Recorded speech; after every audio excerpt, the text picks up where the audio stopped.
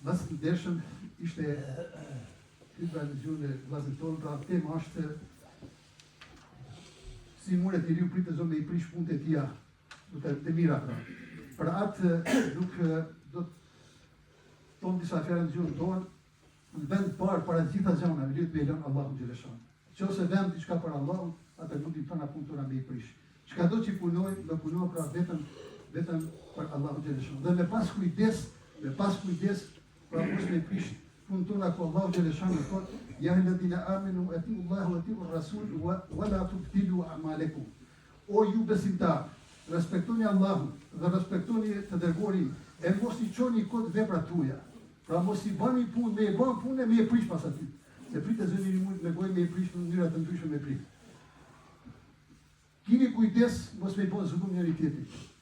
Se lyvet me dhon hakun, dikuj nëse I ke me të pa drejt diçka, për që I ke me fjala, me puna, me të tjera gjëra, lyvet me dhon vela disa vjet agjerimi, a me dhon namazi disa vjet, a zekati që I ke dhon disa vjet, I merr se smuresh aty me këtu me pare. Dhe mos thoni kur kush ka me shkon në xhenet, kush në xhenet. Se thot pejgamberi sallallahu alajhi wasallam për njeriu ka thonë ky filan ka me shkon në xhenet. Zoti haki thot kush I di që ti më cakto kush me shkon në xhenet, kush në xhenet. Ti ke me shkuar prish punë tona të mira, aty kum ja parë. Nuk ban pra të më bën ndan këtë dunjë me cakto kush shkon. Ato janë punë të Allahu xhaleshan lidhur me fakt kujdes. Dhe pejgamberi sallallahu alajhi wasallam kur I vet ashabët I vet atin çka është muflis është ai që s'ka kur gjë që ka bën kërtua. Ata thonë ai që s'ka pa kur gjë. Jo, muflis mund me kanë dhaj që me pa namaz edhe zakat edhe azhim edhe krejt. Por desa të nap hakun që të kuj. Ati pse ka fol keq për ta, janë e hakun. S'ka parë aty lypet janë me punë të mira. Ati që ka me të borç, janë e prap hakun, janë nga namazin, nga zakatin, nga sadakana. Ati që ka fol për ta, ati që ka bërë çadimet, I ka rëndu me fjalë, desa të jap hakun gjithë dhe me pa kur gjë të pejgamberit sallallahu alajhi wasallam. Për ata vllazën lypet me pas kujdesën të gjona dhe me ruajt runa Zot mos me I prish punë tona të mira. Pra, njeriu është I çuditshëm. Kur I afrohet e përhershme, ai dëshiron kalimtarën. E kur e godet kalimtare, ai shpreh keqardhje për të përhershëm. Njeriu di se kjo botë është kalimtare, por sillet sikur të jetë I përjetshëm. Pra, e din pra se është kalimtare. Dhe Allahu xhaleshan thotë në Kur'an thotë: "Krahasoju atyre shembullin e jetës së kësaj bote, me ujin që lëshoi, në nga zjedhi, e me të përzihet bima në tokë, e me bëhet bar I tha, të cilën e shpërndan era, e Allahu është I fuqishëm për çdo gjë.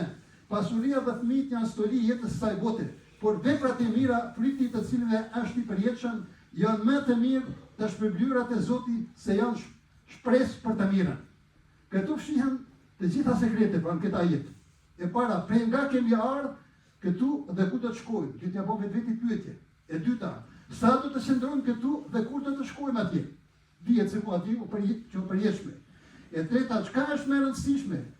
Ta duam kalimtarën apo të besojmë në botën e përhershme dhe të punojmë për ta? E katërta, kush na ka sjellë në këtë jetë kalimtare dhe kush do të na shpije në jetën e përhershme? Dhe e pesta, kujt I kthehemi dhe çka duhet të marrim për atje? Ku përfundojnë të gjitha shqetësitë, ku çdo gjë do të shihet, çdo gjë do të dëgjohet dhe do të dihet pra prej Allahu xhaleshan xhel xhelaluhu. Kjo është botë kalimtare. Dhe ai që beson nat I cili e ka prunë këtu, beson se ai e do të ta kthejë atje ku shpirti I tij kalimtar do të shkrihet në shpirtin e përhershëm të krijimit të Allahut. Dhe natyrisht ai I cili e di kujt I kthehet, e di se çka duhet të marrë me vete. Përgjigje në qartë duhet të jetë në këto katër pyetje. E para për jetën e tij në çka ka harxhuar. 50, 60, 70, 80 vjet si e ka harxhuar, çka ka bën. E dyta thotë për diturinë e tij si e ka shfrytzuar. Ke njerëz që din por nuk e bën. E di se let më fal, po s'fali. E di se let më dhon zekat, po s'let. E di se let me krye haxhin, edhe pse ka në burr, se krye. E di se do të ndodhë namazin, po s'e bën. E treta, për trupin e tij si e ka përdorur. A ka shnosh si molla, si ka mund gjë, ai ka kryer obligime. Ka marrë momenti ku ka më thonë, Zot them të bie në sejdë, të nisi me fal namazin, s'ka më. I ke pa 50-60 vjet që jetuar shnosh si molla, s'ka me kryer namazin, s'ka më. Dhe katërta, për pasurinë e tij si ka fituar dhe në çka ka shpenzuar. Po pra ai I cili I di përgjigjet e këtyre katër pyetje në këtë botë, do të di edhe në botën tjetër sepse ai që beson dhe jeton me moral. E di se qëllimi i jetës është në nënshtrim ndaj Allahut, sepse ky është qëllimi i jetës që gjinëve dhe njerëzve. Pra Zoti thotë, unë i kam kriju gjinët dhe njerëzit se mua të më bëjnë ibadet, të nënshtrohen mua pra. Pra ata na ka kriju Allahu. Ai që ka besim dhe jetën në moral jeton, e di që është mëkat të flitet një gjë e të veprohet një gjë tjetër, se Zoti thotë, është e urrëtur që të flisni atë që vetë nuk e veproni.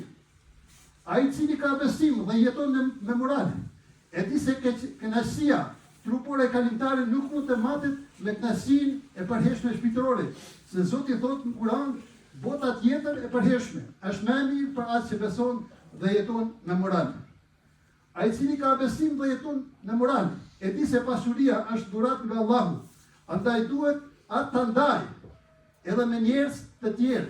Zoti thotë, në pasurinë tuaj është një pjesë që u takon të varfërve dhe të ngratëve. Vëllezër të nderuar,